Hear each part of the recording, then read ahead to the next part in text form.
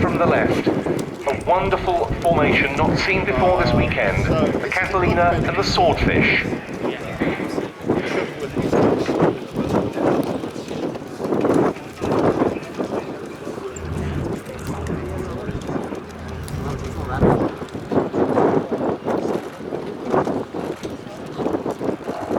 What a sight this is. Two very distinctive shapes, iconic shapes of course. That huge barn door of a wing on the Catalina.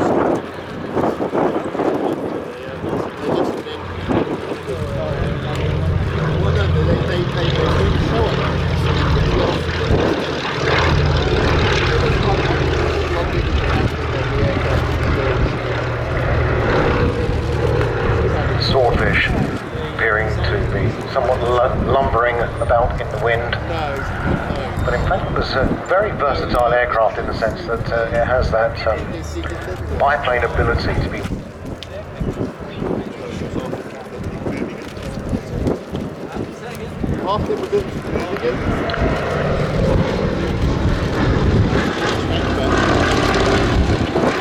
One of the Swordfish's greatest moments was the attack on the Italian fleet in Taranto, which was later viewed as the genesis of the Japanese attack on Pearl Harbor.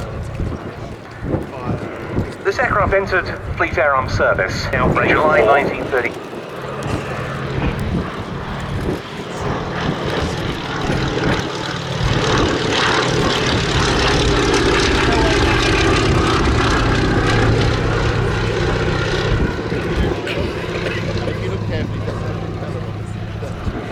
Really,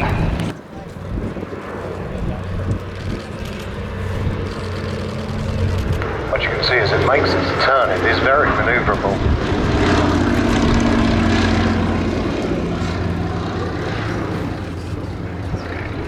yes, and its most famous operation, the sinking of the Bismarck, a famed German battleship in May 1941, in which Swordfish were involved, one of them damaging the Bismarck's rudder, stopping it manoeuvring and allowing the home fleet to sink it with guns, demonstrated some of those advantages.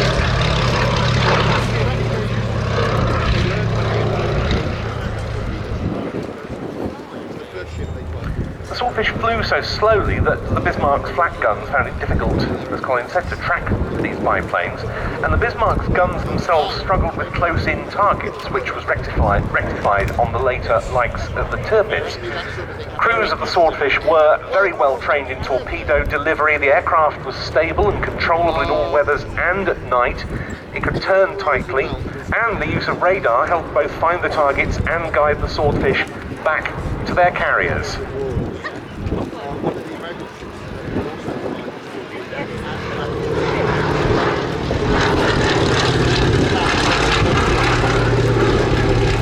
Final wing-waving pass. Convoy escorts to North Russia. And that aircraft, flown so splendidly today for us by Glenn Allison of the Navy Wings Heritage Flight. And in runs the Catalina. Yeah, I did that. So it started out well.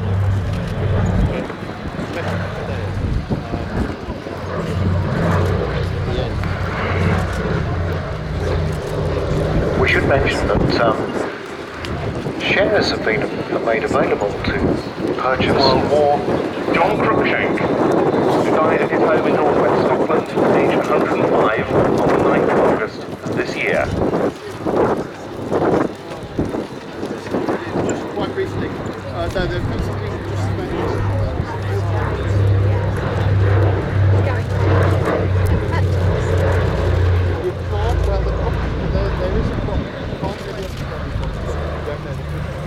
Cruikshank was an Aberdonian by birth.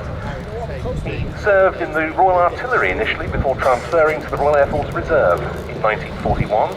He trained as a pilot in Canada and the USA, earned his wings and was posted to number 210 Squadron of RAF Coastal Command as a flying officer based at Sullom in the Shetland Islands.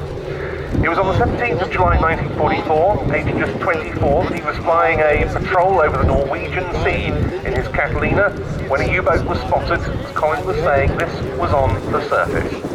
Crookshank made his attack, but his depth charges didn't release on the first pass. The U-boat's depth guns were firing at the Catalina, but Crookshank took it in for another low-level attack, during which the U-boat's flak killed the Catalina's navigator, Flying Officer John Dixon, and injured its second pilot, Flight Sergeant Jack Garnett.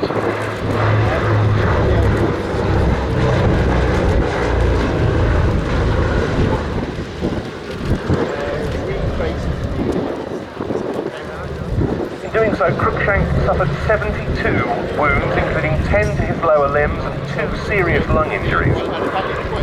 Luckily, the depth charger, Flight Lieutenant David Hornell of the Royal Canadian Air Force, John, who was then 104 years old, came outside to watch the Catalina overflying his home in Aberdeen on several occasions. Later that day, 80 years on from that action on the 17th of July 1944, the crew... That's the sort of commemorative activity that this aeroplane has undertaken, but it can have done few things as meaningful as that.